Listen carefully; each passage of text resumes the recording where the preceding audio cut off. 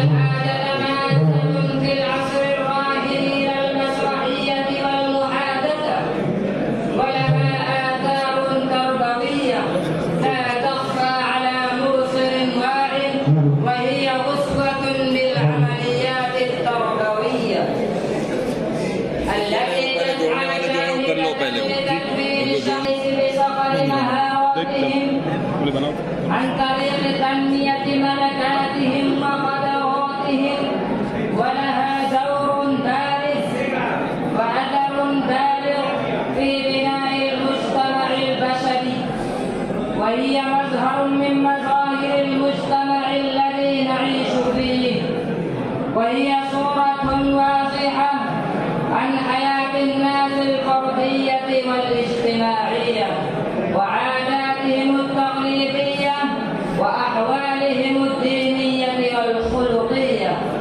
فلا بد لكل شاب داع أن يصور الإسلام في صورة صحيحة واضحة ويعرف به تعريفا شاملا كاملا. فتعالوا نستمع ونتمتع بمسرحية ومحادثة حول الموضوع هيا على الصلاة، سيقدمها الأخ محمد شعيب خروني والأخ محمد زبير وزملاؤه، فليتقدموا مشكورين. الله أكبر الله أكبر، أشهد أن لا إله إلا الله، أشهد أن محمد رسول الله. حي على الصلاة، حي على الفلاح.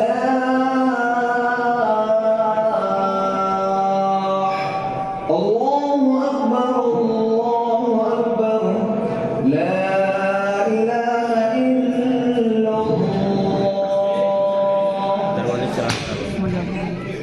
أيها الطلاب النائمون، استيقظوا وانهضوا من النوم، واتركوا مضاجعكم وفروشكم، واستعدوا للصلاة. حي على الصلاة، حي على الصلاة. أين تذهب يا حبيبي؟ الوقت كثير والبرد شديد. نم نم نم نم نم نم نم.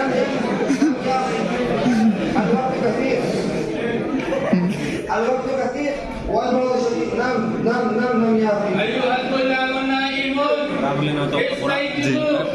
استيقظوا وانهضوا من النوم، واتركوا مضاجعكم وفروشكم، واستعدوا للصلاة.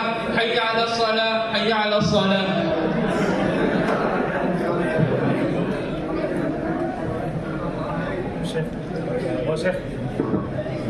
lagi doon file.